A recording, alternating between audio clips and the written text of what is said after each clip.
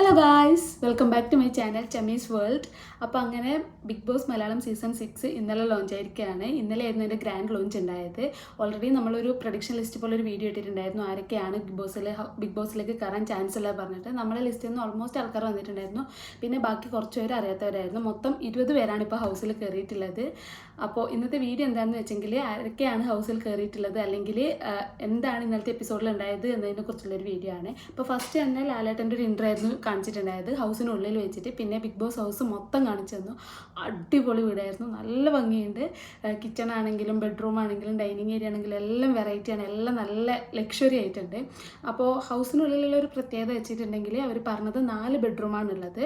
അതായത് ഹൗസിൽ എല്ലാവർക്കും ബിഗ് ബോസ് കാണുന്നവർക്ക് അറിയുന്നുണ്ടാവും, 4 ഡ്യൂട്ടി സെപ്പറേറ്റ് ഡ്യൂട്ടി ഡിവൈഡ് ചെയ്ത് 4 ഡ്യൂട്ടിയാണ് ഉണ്ടാവല്. അപ്പോൾ 4 ഡ്യൂട്ടിക്കാർക്ക് 4 റൂം, അതിൽ 3 നോർമൽ ചെറിയ റൂമും പിന്നെ 1 വലിയ റൂമും, അതിനെ പവർ റൂം എന്നാണ് പറയുന്നത്. എന്താണ് അതിൻ്റെ കൂടുതൽ എന്നുള്ളത് നമുക്ക് ഇന്നേ അറിയുള്ളൂ, ഇന്നത്തെ എപ്പിസോഡിൽ അവർ കൂടുതലായിട്ട് പറയുള്ളൂ. അപ്പോൾ അങ്ങനെ ഹൗസ് മൊത്തം കാണിച്ചു തന്നു. പിന്നെ ബിഗ് ബോസ് ലാലേട്ടനും കൂടി സംസാരിച്ചു. ലാലേട്ടൻ്റെ എന്താ ലാലേട്ടൻ തിരക്കിലായിരുന്നു, ഇപ്പോൾ എങ്ങനെയുണ്ട്, ക്ഷീണമുണ്ടോ എന്നുള്ള കാര്യങ്ങളൊക്കെ സംസാരിച്ചു. അത് കഴിഞ്ഞ് നേരെ സ്റ്റേജിലേക്ക് പോയിട്ട് പിന്നെ ലാലേട്ടൻ്റെ ഒരു എൻട്രി ആയിരുന്നു, നല്ല സോങ്ങെല്ലാം വെച്ച്. പിന്നെ ബിഗ് ബോസിൻ്റെ സോങ്ങും വെച്ച് ലാലേട്ടൻ്റെ എൻട്രി ആയിരുന്നു. ലാലേട്ടൻ വന്നതിന് ശേഷം പിന്നെ കണ്ടസ്റ്റൻസ് ഓരോരുത്തരായി വന്നു. ഫസ്റ്റ് നമുക്ക് കാണിച്ചത് കോമണേഴ്സ് ആയിട്ടുള്ള റസ്മിയും ബൈനിയും നിഷാനിനെയാണ്. അവരെ സ്റ്റേജിലല്ല, അവരൊരു സീക്രട്ട് റൂം പോലെയായിരുന്നു ഉണ്ടായത്. അവിടുന്ന് അവർക്ക് ആരൊക്കെയാണ് ഹൗസിൻ്റെ ഉള്ളിൽ കയറുന്നത് എന്നുള്ളത് കറക്റ്റ് കാണാൻ പറ്റും. ബാക്കി 18 പേരും ആരൊക്കെയാണ് ഹൗസിനുള്ളിൽ കയറുന്നത് എന്നുള്ളത് അവർക്ക് ഡയറക്റ്റ് കാണാൻ പറ്റും. അങ്ങനെ ആദ്യമായിട്ടാണ് മലയാളത്തിൽ, ഇതുവരെ അങ്ങനെ ഒരു ഇതുണ്ടായിട്ടില്ല. കഴിഞ്ഞ പ്രാവശ്യം കോമണറായിട്ടുള്ള ഗോപിക ഡയറക്റ്റ് കയറുമായിരുന്നു, എത്രാമതാ കയറിയെന്ന് ഓർമ്മയില്ല, ഡയറക്റ്റ് കയറുമായിരുന്നു. പക്ഷേ ഇപ്രാവശ്യം ഇവർക്ക് സീക്രട്ട് റൂമിൽ നിന്ന് ആരൊക്കെയാണ് കയറുന്നത് എന്നുള്ളത് ടി വിയിലൂടെ കാണാൻ പറ്റും. അപ്പോൾ അങ്ങനെ ഫസ്റ്റ് അവർ രണ്ടുപേരും നമുക്ക് കാണിച്ചു തന്നു സീക്രട്ട് റൂമിൽ ഇരിക്കുന്നത്. അതിന് ശേഷം വന്നത് നമ്മുടെ ലിസ്റ്റിലുണ്ടായിരുന്ന അൻസിബയാണ്. ദൃശ്യം സിനിമയിൽ മോഹൻലാലിൻ്റെ മകളായിട്ട് അഭിനയിച്ച അൻസിബയാണ് അതിന് ശേഷം വന്നത്. അൻസിബ നല്ല ഡാൻസൊക്കെ ചെയ്ത് വന്ന് അൻസിബയോട് മോഹൻലാൽ പറയുന്നു, എവിടെയോ കണ്ട് നല്ല പരിചയമുണ്ടല്ലോ, ജോർജ് കുട്ടിയുടെ മകളാണോ എന്ന് ചോദിക്കുന്നുണ്ട്.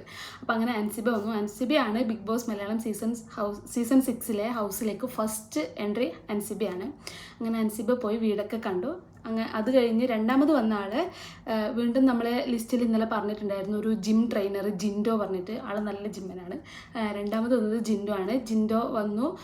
ജിൻഡോ അങ്ങനെ വലിയ ഡാൻസൊന്നും കളിച്ചിട്ടില്ല, ചെറുതായി ഒന്ന് ഏതോ ഒരു സോങ്ങിനൊന്ന് ജസ്റ്റ് ഒരു ഇൻട്രോ ഉണ്ടായിരുന്നു. അതിനുശേഷം ജിൻഡോൻ്റെ ഫാമിലീനെയും ജിൻഡോനെ കുറിച്ച് കൂടുതൽ കാര്യങ്ങൾ അറിയാൻ പറ്റുള്ള ഒരു വീഡിയോ കാണിച്ചു. അങ്ങനെ ജിൻഡോ അകത്തേക്ക് പോയി. അത് കഴിഞ്ഞിട്ട് വന്നത് യമുന റാണിയാണ്. യമുന റാണി ഓൾറെഡി നമ്മൾ പറഞ്ഞിട്ടുണ്ടായിരുന്നു, ഓൾമോസ്റ്റ് കുറേ ആൾക്കാർക്ക് യമുന റാണീനെ അറിയാം. യമുന റാണി കുറേ സീരിയലിലും സിനിമയിലൊക്കെ വന്നിട്ടുണ്ട്. യമുന റാണി നല്ല ഡാൻസൊക്കെ ചെയ്ത് വന്ന് യമുന റാണിയും ഹൗസിനുള്ളിൽ പോയി. നാലാമത് വന്നത് നമ്മളെ മുടിയനാണ്, ഋഷി, ഉപ്പുമുളകിലെ ഋഷി. നല്ല കിടിലൻ ഡാൻസ് കളിച്ചിട്ടാണ് വന്നത്, നല്ല രസമുണ്ടായിരുന്നു ഡാൻസ്. അങ്ങനെ ഋഷി വന്നു. ഋഷി അകത്തേക്ക് കയറി. ഋഷിയുടെ ഒരു പ്രത്യേകത വെച്ചാൽ ഋഷി കൂളിംഗ് ഗ്ലാസ് സ്പെക്സ് വെച്ചിട്ടുണ്ട്, പക്ഷേ അതിന് ഇതില്ല, എന്താ പറയുക, അതിൻ്റെ ഗ്ലാസ് ഇല്ല, ഒട്ടയാണ്. അങ്ങനെ ഋഷി അകത്ത് പോയി അകത്തുള്ളവരെ പരിചയപ്പെട്ടു. അപ്പോൾ അങ്ങനെ 4 പേര് അകത്ത് കയറി. അതിനുശേഷം വന്നത് ജാസ്മിൻ ജാഫറാണ്. നമ്മൾ ഓൾറെഡി ഇന്നലെ പറഞ്ഞിട്ടുണ്ടായിരുന്നു, യൂട്യൂബറാണ്, ബ്യൂട്ടി വ്ളോഗറാണ്, ഇൻഫ്ലുവൻസറാണ്. അപ്പോൾ ജാസ്മിൻ ജാഫറാണ് പിന്നെ വന്നത്. ജാസ്മിൻ ജാഫർ കയറി. നെക്സ്റ്റ് വന്നത് ഒരു യൂട്യൂബറാണ്, സിജോ ടോക്സ്. നമ്മൾ ഇന്നലെ പറഞ്ഞിട്ടുണ്ടായിരുന്നു സിജോ ടോക്സ്. സിജോ വന്നു. അതിനുശേഷം വന്നിട്ടുള്ളത് ശ്രീതു കൃഷ്ണൻ, അമ്മ അറിയാതെ സീരിയലിലുണ്ടായ ശ്രീതു കൃഷ്ണനാണ് നെക്സ്റ്റ് വന്നിട്ടുള്ളത്. ആളൊരു ചെന്നൈ മലയാളിയാണ്, ചെന്നൈയിലാന്ന് തോന്നുന്നു സെറ്റിൽഡ് ആയിട്ടുള്ളത്. അപ്പോൾ അവൾ പറഞ്ഞ ചെന്നൈ മലയാളിന്ന്. അങ്ങനെ ശ്രീതു കൃഷ്ണൻ വന്നു. നെക്സ്റ്റ് വന്നിട്ടുണ്ടായത് first celebrity makeup artist Jaanmoni.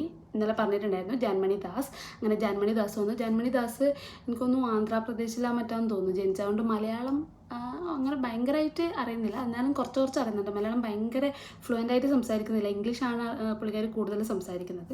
അങ്ങനെ ജാൻമണി ദാസ് വന്നു.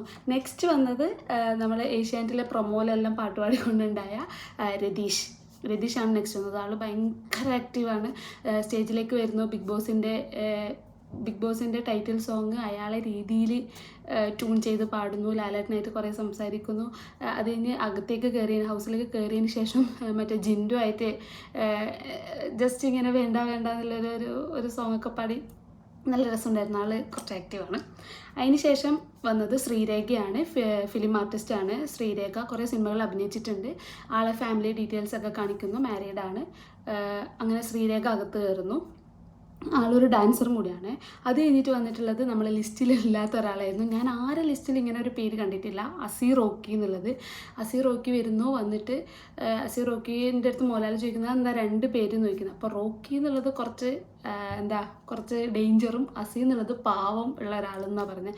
അപ്പോൾ മോഹൻലാൽ ചോദിച്ചാൽ ബിഗ് ബോസ് ഹൗസിനുള്ളിൽ നമുക്ക് കൂടുതലും അസീനെയാണോ റോക്കീനെ ആയിരിക്കുമോ കാണാൻ പറ്റുകയെന്ന് ചോദിക്കുന്നുണ്ട്.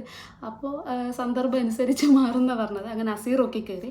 നെക്സ്റ്റ് നമ്മളെ ലിസ്റ്റിലുണ്ടായിരുന്ന അപ്സര ആൽബി വരുന്നു, നല്ല ഡാൻസ് കളിക്കുന്നു. അപ്സര ആൽബി അകത്ത് കയറുന്നു, എല്ലാവരും കാണുന്നു, പരിചയപ്പെടുന്നു. ഇതൊക്കെ കോമണേഴ്സ് ആയിട്ടുള്ള റസ്മിൻ ബായും നിഷാനയും ടി വിയിൽ ഇരുന്നിട്ട് ആരൊക്കെയാണ് കയറുന്നത് എന്നുള്ളത് കാണുന്നുണ്ടായിരുന്നു.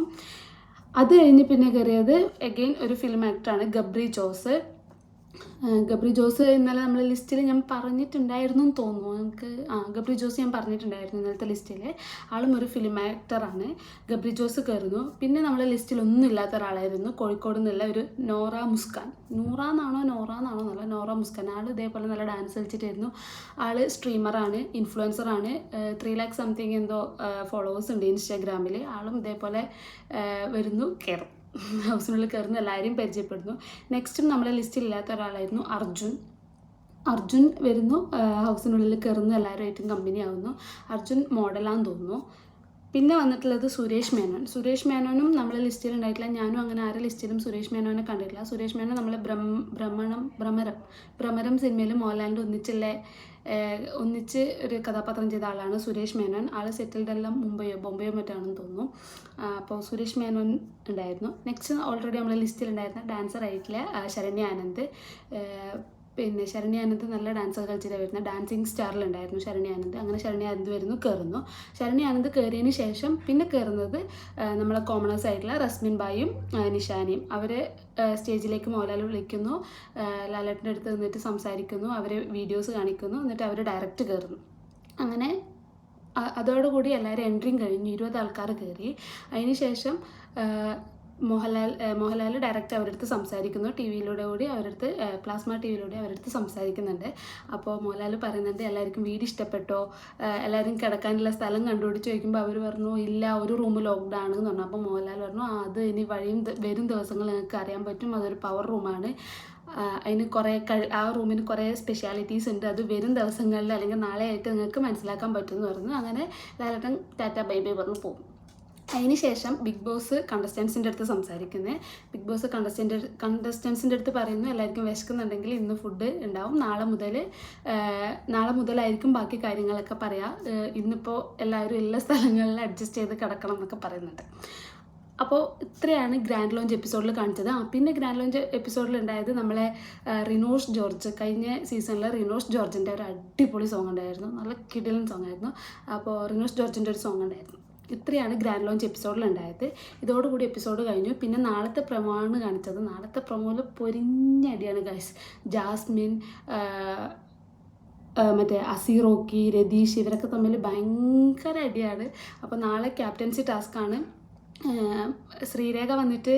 ശ്രീരേഖ വന്നിട്ടൊരു ടാസ്ക് വായിക്കുന്നുണ്ട്, ക്യാപ്റ്റൻസി ടാസ്കിൻ്റെ. അതെന്ന് വെച്ചെങ്കിൽ നിറച്ചും ചളിയാണ്, ചളിയുടെ ഉള്ളിൽ ബോൾ കുത്തി വെച്ചിട്ടുണ്ടാവും, ഒളിപ്പിച്ച് വെച്ചിട്ടുണ്ടാവും. അപ്പോൾ ആ ബോൾ ഇവർ പോയി പറക്കിയെടുക്കണം. ആർക്കാണോ കൂടുതൽ ബോൾ കിട്ടുന്നത് അവരായിരിക്കും ക്യാപ്റ്റൻ. അപ്പോൾ ക്യാപ്റ്റനാണ് പവർ റൂമിൽ കിടക്കാൻ പറ്റുക. ക്യാപ്റ്റന് തീരുമാനിക്കാം ആരൊക്കെയാണ് പവർ റൂമിലേക്ക് വരേണ്ടതെന്നുള്ള ക്യാപ്റ്റന് തീരുമാനിക്കാം. അപ്പോൾ നാളെ നോർമൽ എല്ലാ സീസണിലും ഫസ്റ്റ് ക്യാപ്റ്റനെ തിരഞ്ഞെടുക്കൽ എല്ലാവരും കൂടി വോട്ട് ചെയ്ത് ഫസ്റ്റ് ക്യാപ്റ്റൻ ആരാണെന്നത് മിക്ക സീസണിലും കുറച്ച് തലക്ക് മൂത്ത ആളായിരിക്കും എല്ലാവരും ക്യാപ്റ്റനൊക്കെ. പക്ഷേ ഇപ്രാവശ്യം അത് മാറ്റിപ്പിടിച്ച് ടാസ്ക് കൊടുത്ത് ക്യാപ്റ്റൻ ആവാനാണുള്ളത്.